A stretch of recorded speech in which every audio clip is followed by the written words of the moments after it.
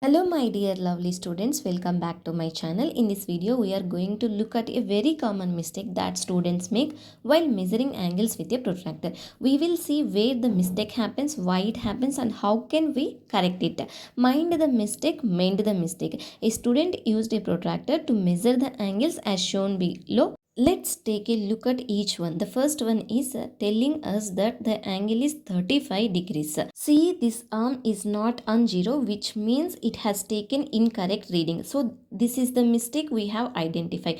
Like this, we have to measure the angle. So angle U equals to 35 degrees. Next figure, angle V equals to 80 degrees. What is the mistake here? One arm is on 10 degrees and another arm is on 80 degrees. This is also wrong. We have to place like this and we have to measure the angles. So this is the angle V equals to 80 degrees. Next one, angle W equals to 70 degrees. The vertex of the angle is here, but it's supposed to be here, not there. This is the mistake. To correct it, we need to place the vertex at the center of the protractor and ensure both arms are aligned with the protractor edges without extending beyond it. This way we can measure the angle correctly. Next, angle X equals to 150 degrees. What is the mistake? The vertex should be at the center of the protractor, but it's been placed elsewhere. Like this, we have to place the center of the vertex and we have to measure the angle. So this angle X equals to 30 degrees. Next, angle Y equals to 120 degrees, which is supposed to be 120 degrees. The same mistake has been made. The vertex needs to be at the protractor center. Next, angle Z equals to 85 degrees. One arm is correctly placed on 0 degrees on the outer scale. However, the reading is taken from the inner scale, which is incorrect. Since the 0 mark is on the outer scale, we should take the reading from the outer circle as well. The correct reading would be 105 degrees, not 85 degrees.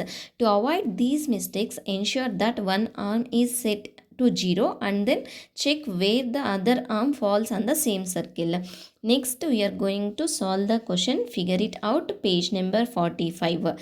Where are the angles? The first question is angles in a clock. They given three parts. A, the hands of a clock make different angles at different times. At 1 o'clock, the angle between the hands is 30 degrees. Why? We have two hands here. One is minute hand and one is hour hand.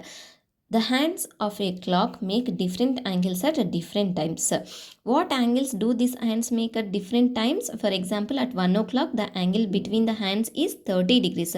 Why is that? It's because of the clock face is a circle and complete circle is 360 degrees. We have divided this circle into 12 parts because of the numbers on the clock face. Each part represents 30 degrees. A clock face is a circle with 360 degrees, which is divided into 12 equal parts. So the angle between each part is 360 divided by 12 equals to 30 degrees. To find the angle between the hour and minute hands, we need to count the number of parts between them and multiply it by 30 degrees. At 1 o'clock, the hands are separated by one part, so the angle is 30 degrees. At 1 o'clock, the hands of a clock contains one part.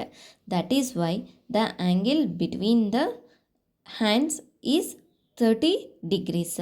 Like this, if you see 2 o'clock, 3 o'clock, 4 o'clock, 5 o'clock up to 12 o'clock.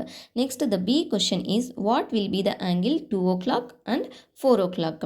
At 2 o'clock, the hour hand is at the 2 and the minute hand is at the 12. There are two parts between the two hands, each part representing 30 degrees.